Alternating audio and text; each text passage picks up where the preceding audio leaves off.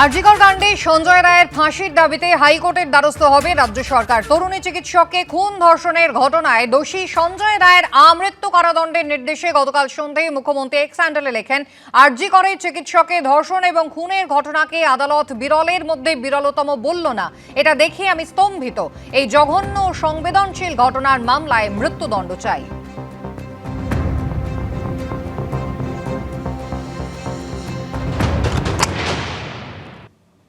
আরজিকরের রায় নিয়ে কিন্তু আমি যেহেতু হেলিতে ছিলাম বলে আমি ডিটেলসটা এখনো শুনিনি, তো আপনাদের কাছ থেকেই শুনলাম যে এটা নাকি যাবজ্জীবন দেওয়া হয়েছে। এটা আপনাদের কাছ থেকেই প্রথম আমি শুনলাম। আমার রিয়াকশন ইজ ভেরি ক্লিয়ার।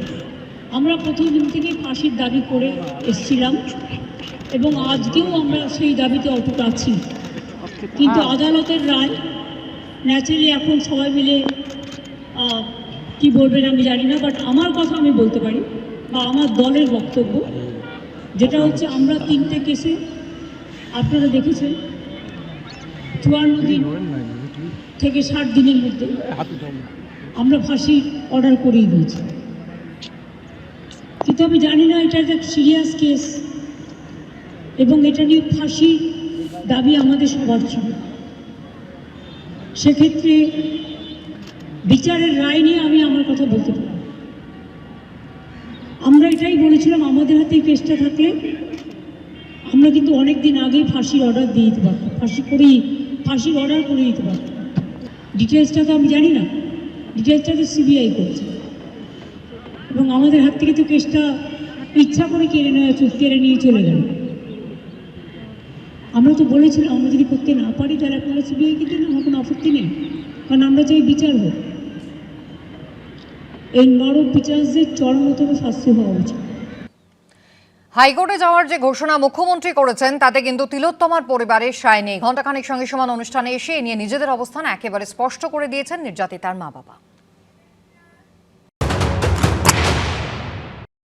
তিলোত্তমার বাবা এবং মায়ের কাছে যাব, যে মুখ্যমন্ত্রী বলছেন যে এই মামলা নিয়ে তারা হাইকোর্টে যাবেন, তারা ফাঁসি চাইছেন এবং তিনি শকড যে আজকে কোর্টের জাজমেন্ট দেখে যে এটা rarest of the rare crime নয়, সেই কথা শুনে সঞ্জয়কে ফাঁসি দিতেই হবে এই মেন্টালিটিটা প্রথম দিন থেকে উনি দেখাচ্ছেন। কারণটা কি, যে এই ভেতরে পেছনে যারা জড়িত আছে আরও, আমরা প্রথম দিন থেকে উনি যেদিন আমাদের বাড়িতে গেছেন সেদিনও আমরা বলেছি, উনি সেটাকে বের না করে সঞ্জয়ের ফাঁসি দেওয়ার জন্য ব্যস্ত হয়েছেন। কারণটা কি, এই প্রশ্নটা মুখ্যমন্ত্রীর কাছে আমি সরাসরি করতে চাই। অর্থাৎ আপনার মূল প্রশ্ন যে সঞ্জয়ের সঙ্গে আরও কারা অবশ্যই আছে। প্রথম থেকে তদন্তটা ঠিক করে আগে হোক, কারা কারা দোষী। এবং আমি যেদিন দেখেছি, আমরা মেয়ের দ্বিতীয় পোস্টমর্টম চেয়েছিলাম এবং আমাকে দিয়ে জোর করে সাইন করিয়ে আমার মেয়ের দেহ 20 মিনিটে গ্রিন করিডর করিয়ে বাড়িতে নিয়ে আসা হয়েছিল। আমরা তখন টালা থানায় বসেছিলাম এবং দ্রুত দেহ শ্মশানে নিয়ে আমাদের ওখানকার লোকাল এমএলএ, লোকাল কমিশনার তারা চুল্লিতে ঢুকিয়ে দিয়ে আমাদের লোকাল এমএলএ লোকাল কমিশনারকে পিঠ চাপড়ে বলছিলেন ওয়েল ডান বয়। এটা কি কারো নির্দেশ ছিল? কারো নির্দেশ ভালোভাবে পালন করেছেন বলে কি তিনি ওয়েল ডান বয় বলছিলেন? এগুলো আমাদের অনেক কোশ্চেন এখনো অজানা। সঞ্জয়কে ফাঁসি দিয়ে কি সবাইকে বুঝিয়ে দিতে চান আমি বিচার দিয়ে দিলাম? আমরা এটা চাইছি না। আমরা চাইছি ফার্দার ইনভেস্টিগেশন করে যারা যারা ভেতরে আছে জড়িত সবাইকে সামনে নিয়ে এসে তাদের সবারই একসঙ্গে বিচার শুরু হোক এবং সবার কঠোর থেকে কঠোর শাস্তি হোক।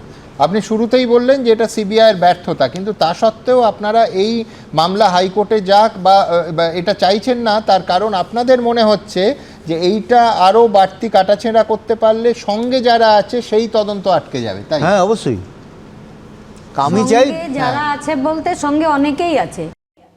আমি আইনজীবী মণিশঙ্কর চট্টোপাধ্যায়ের কাছে এই জায়গায় যাব। মণিশঙ্কর বাবু, কোথাও এটা শুনতে মনে হচ্ছিল সেই ফেলুদার কথা, জটায়ুকে যেখানে ফেলুদা বলছেন যে আপনি কোথাও সমাধানটা একেবারে নির্দিষ্ট করে নিয়ে কোথাও অঙ্কটাকে সেইভাবে মেলানোর চেষ্টা করেন, সেই জন্যই আপনারটা মেলে না। ঘটনা পরম্পরার ভিত্তিতে ঘটনার ভয়াবহতা ইনসিডেন্টটার গুরুত্ব সবটার উপরে নির্ভর করে, তবে তো তার ক্যাপিটাল পানিশমেন্ট হবে নাকি অন্য কিছু হবে। সেক্ষেত্রে আমরা ফাঁসি করিয়ে দিয়েছি, আমাদের হাতে থাকলে ফাঁসি হতো, এটা নির্দিষ্ট করে কি বলা যায়? দেখুন, মানে আমি বলছি যে সেন্টেন্সের বলার বা বোঝার কিছু আছে। ওনার বক্তব্য হচ্ছে যে ধরনের ঘটনাটা ঘটছে আমরা ফাঁসিরই দাবি করছি এবং ফাঁসি করারই চেষ্টা করতাম, কারণ উনি হচ্ছেন মানে আমাদের পুলিশ মন্ত্রী এবং মানে আমরা সমাধানটা ধরে নিয়ে সেইভাবে পুলিশ মন্ত্রী এবং এক্সপার্টাইজেশনটা সম্পর্কে ওনার ধারণা আছে যে ক্যালকাটা পুলিশ কত করতে পারবে।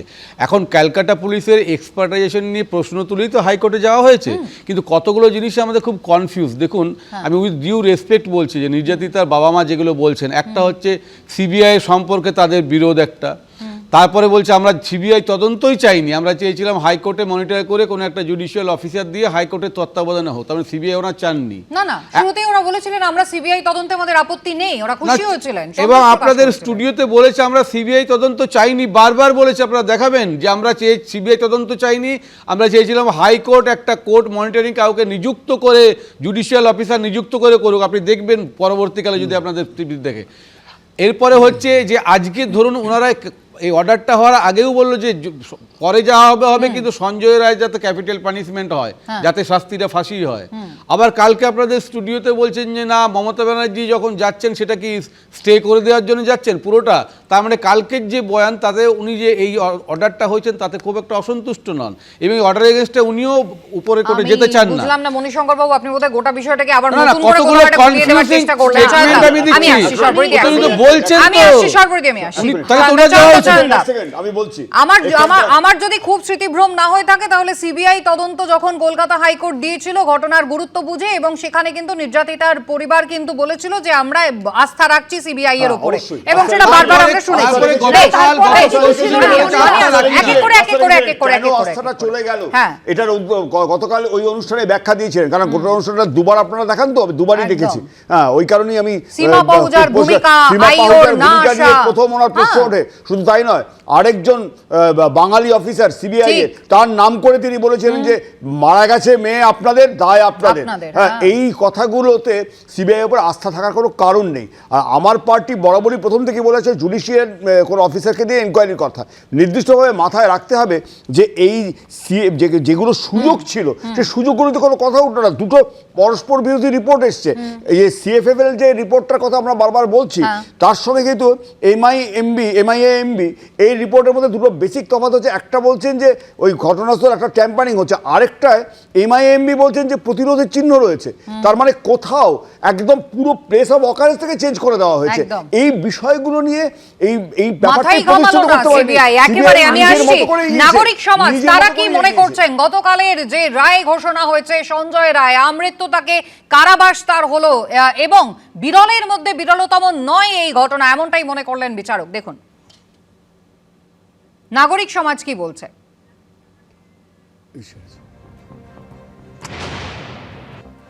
ভিসেরা রিপোর্ট, সিএফএসএল রিপোর্ট, এত অসঙ্গতি, তা সত্ত্বেও CBI has fail to investigate it properly, যেটা কিনা জাজও কনভিন্স না, সেটা কোথাও না কোথাও কি আমার মনে হয়েছে। তাই এটা নিয়ে এখন ভেঙে পড়ে একদম লাভ নেই। আমাদেরকে সত্যি হাতে হাত রেখে এই যে একটা part of a larger conspiracy, এত একটা বৃহত্তর ঘটনা, এটাকে আমাদের সত্যি হায়ার কোর্টে যাই করবে না কেন, আমরা অভয়ার সাথে আছি, আমরা সবাই এক্সটেন্ডেড অভয়ার পরিবার, আমরা যেটা আছি কাকু কাকিমার পাশে। এই লড়াই চলবে, এত তাড়াতাড়ি এটা ভেঙে পড়লে আমাদের চলবে না। হ্যাঁ, যাবজ্জীবন হয়েছে সঞ্জয় রায়ের, কিন্তু আমার কাছে ব্যক্তিগতভাবে এটা কোনো খবরই না, কারণ 48 ঘন্টার মধ্যে যে একমাত্র ব্যক্তি ধরা পড়েছিল সে হচ্ছে সঞ্জয় রায়। কাজে একদিন না একদিন তার একটা কোনো শাস্তি হবে, এবং যে ভয়ঙ্কর অপরাধ সে করেছে সেটা নয় ফাঁসি নয় যাবজ্জীবন, কোনো একটা যে হবেই, সে ব্যাপারে আমরা সবাই নিশ্চিত ছিলাম। 48 ঘন্টা পরে কলকাতা পুলিশ ধরেছিল সঞ্জয় রায়কে, যে তিমিরে ছিলাম সেই তিমিরেই আছি। 5 মাস ধরে সিবিআই এর তরফ থেকে কি এগোলো, প্রত্যেকটি ফরেন্সিক এক্সপার্ট এখনো অবধি প্রত্যেকে, একজনও ব্যতিক্রম নেই, আমি বলছি না, তারা বলেছেন যে একজনের পক্ষে এই খুন করা সম্ভব না। 5-6 জন মিলে করা সম্ভব, তাহলে বাকিরা কোথায়? একজনের যদি যাবজ্জীবন হয়, বাকিরা বাড়িতে বসে থাকবেন। আমি তাহলে নিরাপদ কি করে? আমার আশেপাশে ঘুরে বেড়াচ্ছে না তো খুনি? আমি একজন খুব সাধারণ নাগরিক হিসেবে, একজন ভোটার হিসেবে, একজন নারী হিসেবে একেবারেই নিরাপদ বোধ করছি না, কারণ বাকি খুনিরা কোথায়? এইটা আমার প্রশ্ন। সিবিআই একথাও বলেছিলেন যে প্রমাণ লোপাট হয়েছে, আমি বলছি না, সিবিআই বলেছে। সঞ্জয় রায়ের মতন একজন সিভিক ভলেন্টিয়ারকে বাঁচানোর জন্য প্রমাণ লোপাট করা হয়েছে। 5-6 জন যুক্ত এটার সঙ্গে, এই খুনটার সঙ্গে। তারা কোথায়? তারা যতক্ষণ না ধরা পড়ছে আমি নিরাপদ বোধ করছি না। সর্বরিদি, রাজ্য সরকার আজকে এই চ্যালেঞ্জটা এত স্ট্রংলি তারা বলতে পারছে, তার কারণটা হচ্ছে একেবারে রেকর্ড সময় পাঁচটা ঘটনার ক্ষেত্রে কিন্তু তারা এই ক্যাপিটাল পানিশমেন্ট দিতে পেরেছে, যেটা এত ভয়াবহ, এত নারকীয় একটা ঘটনার ক্ষেত্রে সিবিআই তথ্য প্রমাণগুলোকে সামনেই আনতে পারলো না, এবং সেই কারণে লোয়ার কোর্টে ফাঁসির সাজা হলোই না সঞ্জয় রায়। না, তার কারণ হচ্ছে প্রত্যেকটা ক্ষেত্রে যেটাতে রাজ্য সরকার দাবি করছেন, প্রত্যেকটা ক্ষেত্রে দেহটাকে রাখা গেছিল। আপনি একটু আগে যেটা বললেন খুব ইম্পর্টেন্ট, যে চিকিৎসার ক্ষেত্রে বা আইনের ক্ষেত্রে গোল্ডেন টাইম, সেটা খুব গুরুত্বপূর্ণ একটা বিষয়। যে সময়টা সুন্দরভাবে নষ্ট করা, ওর মা যে বললেন যে লোকাল এমএলএ কে কাঁধ চাপড়ে দিচ্ছে ওয়েলডান বয়, আসলে এই ওয়েলডান বয়টা অলক্ষে ঘুরছে। বিনীত গোয়েলের কাঁধ চাপড়ে কেউ একজন বলছেন ওয়েলডান বয় যে আমরা পারলাম। এখন তিনি বিরাট, যেটা ওর বাবা বলছেন যে বিরাট চিন্তার বিষয়, কেন প্রথমেই এই লোকটাকে ফাঁসি দেওয়া হলো না? ফাঁসি দিলে তো চিরতরে বোবা হয়ে গেল, আর কিচ্ছু বেরোলো না। যদি বেরোতে পারে সেটারও একটা রাস্তা নেই, ওই জন্যে তাড়াতাড়ি আমরা ফাঁসি করিয়ে দিতাম। এখন দেখুন, প্রশ্ন হচ্ছে মেয়েটি আত্মহত্যা করেছে কোনো রকম এভিডেন্স ছাড়া, কোনো রকম তদন্ত ছাড়া বলা হয়েছিল। কেন?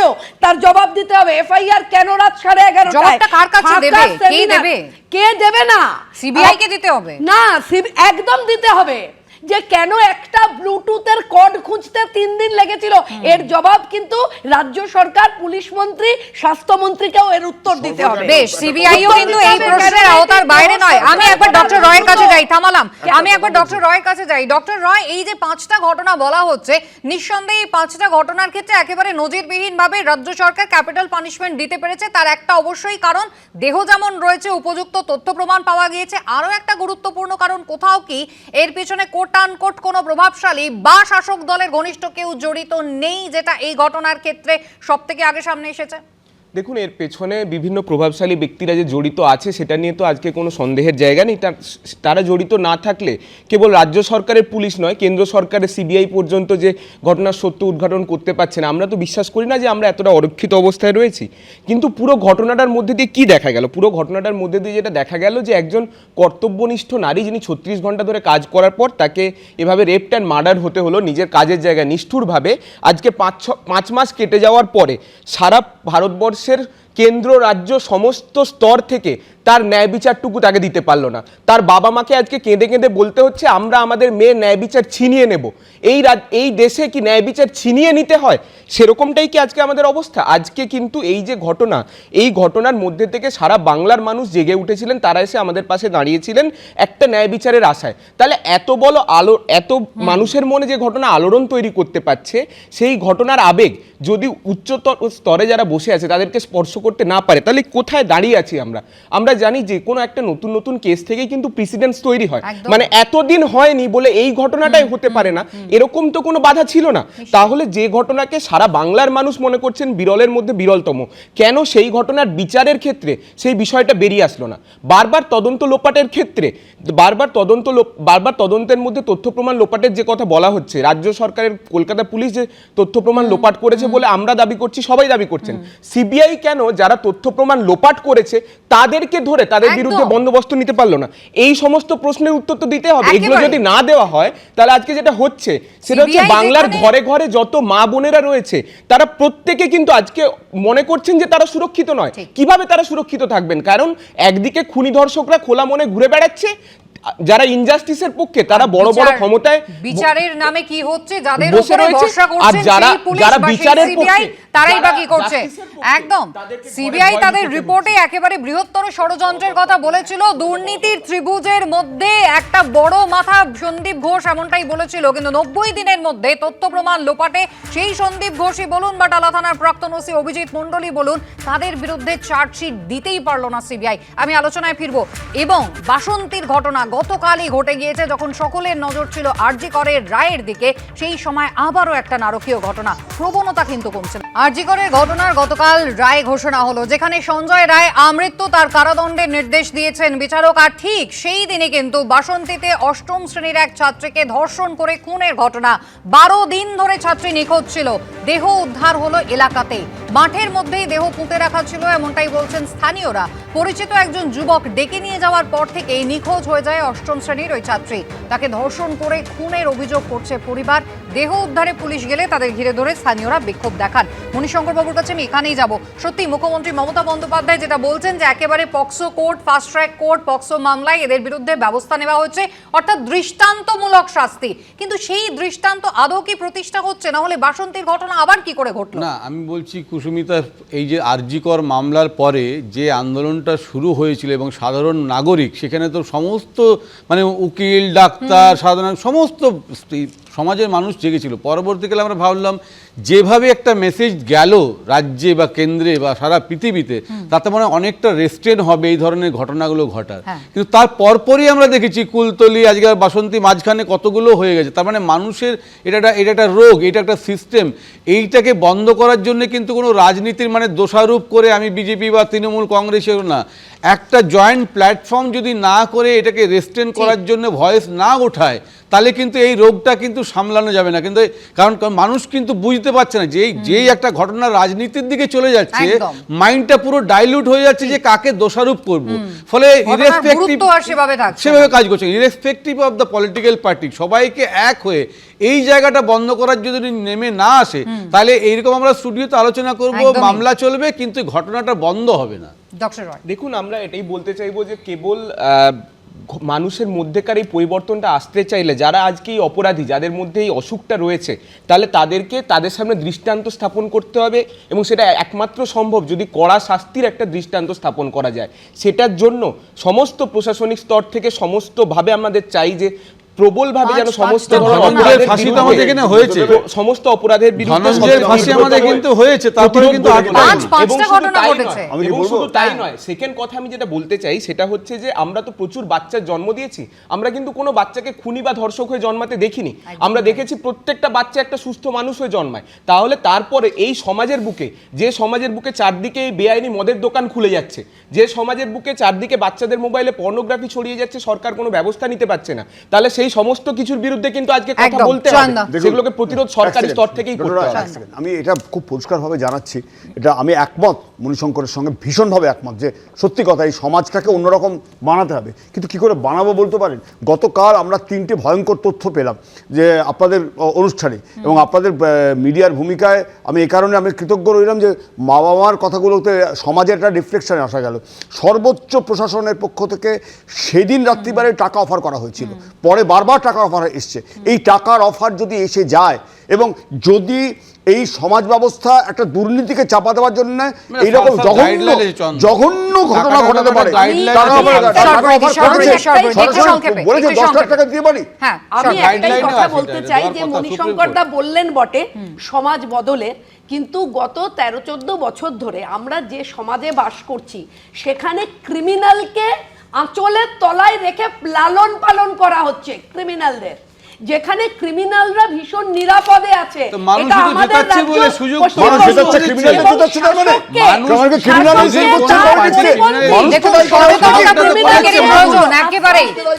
সবাইকে এক হওয়ার কথা মণিশঙ্কর বাবু বলছিলেন, তবে হ্যাঁ 5-5টা ঘটনাও কিন্তু আলাদা কোনো দৃষ্টান্ত স্থাপন করতে পারেনি। যদি হতো তাহলে বাসন্তীর ঘটনা আমাদের গতকালও দেখতে হতো না। আলোচনার সময় শেষ, সকলকে ধন্যবাদ।